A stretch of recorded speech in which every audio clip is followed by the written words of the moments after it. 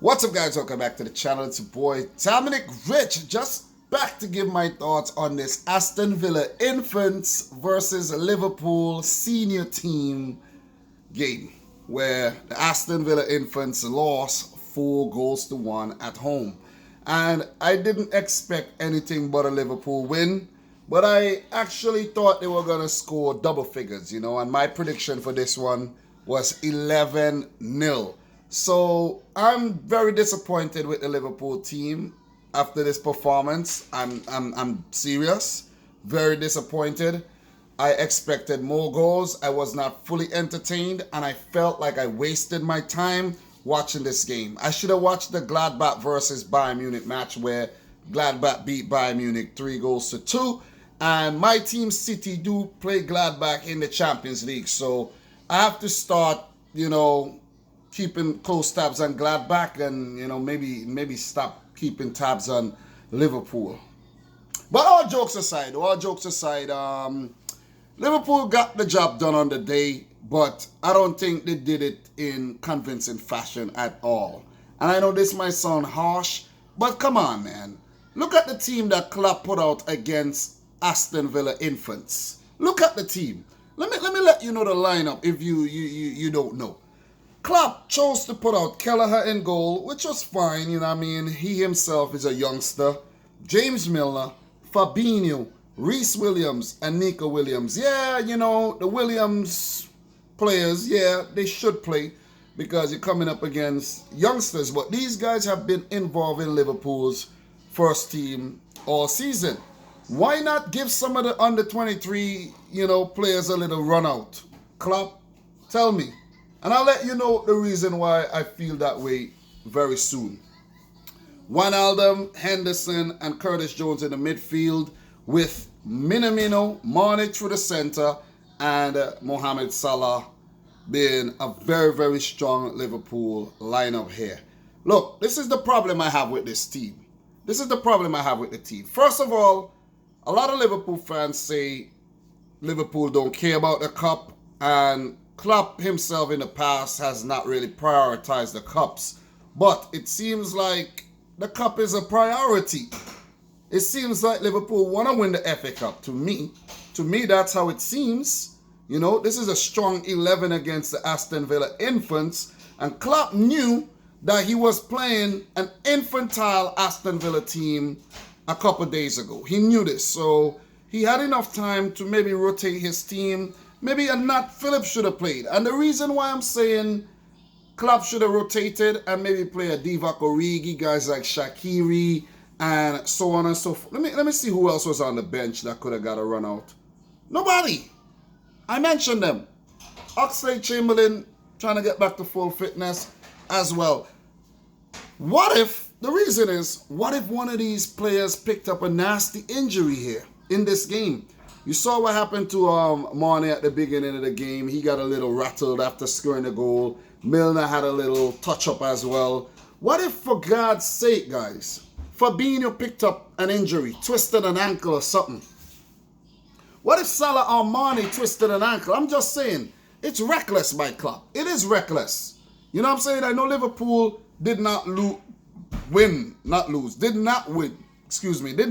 any of their last 3 Premier League matches where they drew 2 and lost 1 to Southampton, and they needed to get back to winning ways, and they would want to avoid a potential upset against the Aston Villa infants. But goddamn, man, that was overkill. The 11 was overkill. You see what I mean? But when Mane scored early, I was like, oh boy, here we go. This is going to be carnage today. But it wasn't.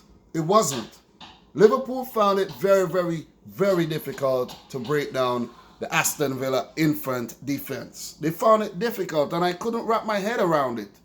It took Klopp refreshing the team in the second half after Aston Villa had equalized through Louis Barry. Great goal, by the way, showing up Reece Williams. Williams, man, you're slow. Or maybe Louis Barry is just very, very fast.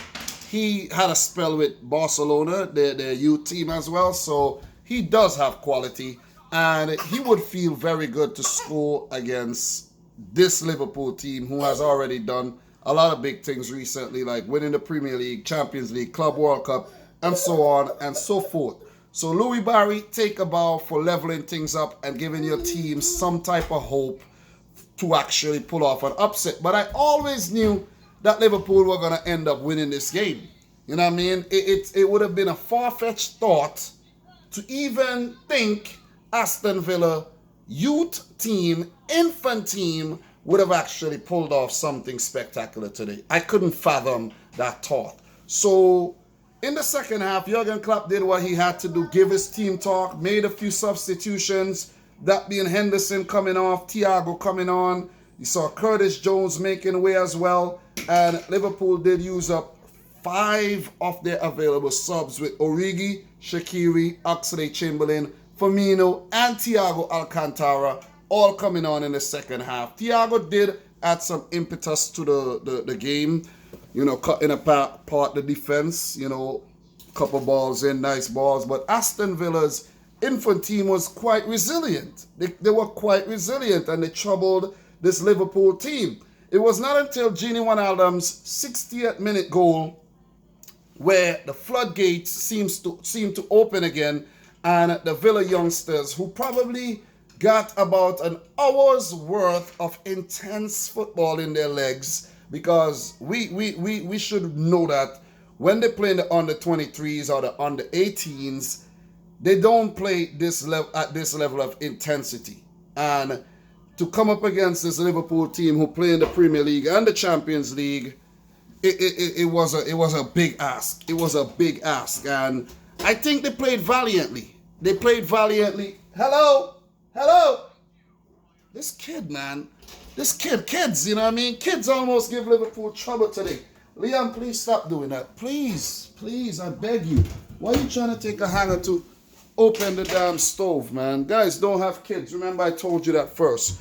But, you know, it took, you know, Gini Wijnaldum with a brilliant placement shot to actually beat the goalkeeper, who was pretty good. Onodi, the Hungarian young goalkeeper there, was very, very good. And he kept Aston Villa in the game. A lot of big saves. I can remember that double save and a few more. Salah did score, but the goal was chalked off because he was deemed to take the ball away from the goalkeeper. But, you know, on second watch, you could see that he didn't. But he was offside in the build-up, though. He was offside. So that goal should not have stand, but not for him kicking the ball out of the goalkeeper's hands is the offside. So Wijnaldum with that goal in the 60th minute, Sadio Mane with a second-headed goal in the 63rd, and Salah in the 65th. So it took 5 minutes to undo the hard work done by these Aston Villa infants. 5 minutes, you know what I'm saying? So I don't know what it was that broke their concentration. Maybe it was a few substitutions, a few breaks in the game, but they conceded 3 in 5 minutes. You know, when you concede one, your head start to drop, and then, you know, I think that's what happened to the Aston Villa youngsters here. But, you know what I mean, there was a lot of bright spots for these guys. You know, he had Hayden looking very good, Silla looking good, and the captain, Revan, had a good game as well. Don't talk about Onodi, Louis Barry as well, and there's a few more guys that deserve, you know, a shout out, but I don't know these youngsters, and I'm not going to pretend that I know these youngsters.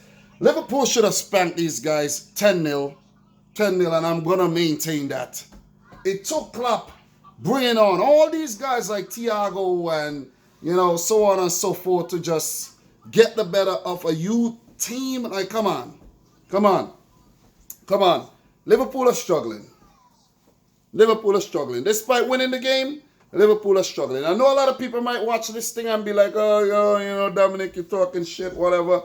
I'm not talking no shit, man. This is all facts, you know, and that's why I'm here. I'm here to talk the facts. Liverpool dominated the game. 84% of the ball. 84%. Like, come on. 84% of the ball. You had to score 20. You see what I'm saying? Maybe I'm exaggerating with 20, but that's a lot of the ball to have, though. That's a lot of the ball to have. Look.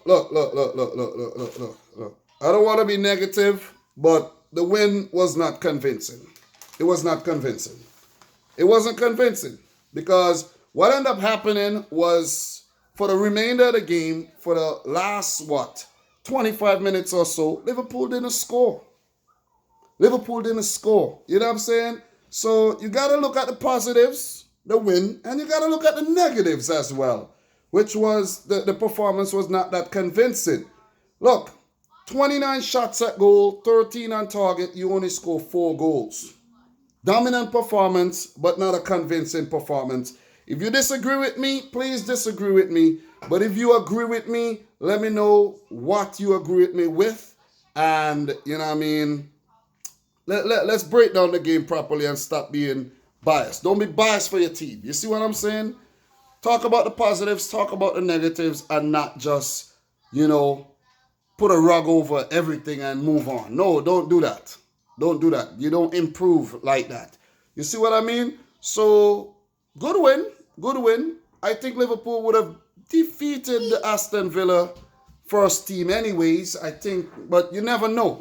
But it just shows that what goes around comes around, because remember what happened last season when Liverpool had to go and play the Club World Cup, which they won. Aston Villa played their full team against Liverpool's youth team and spanked them. You know what I'm saying? I think it was 5-0. So what goes around comes around, man. Everything comes full circle. So in the other game, Wolves defeated Crystal Palace to move on to the next round.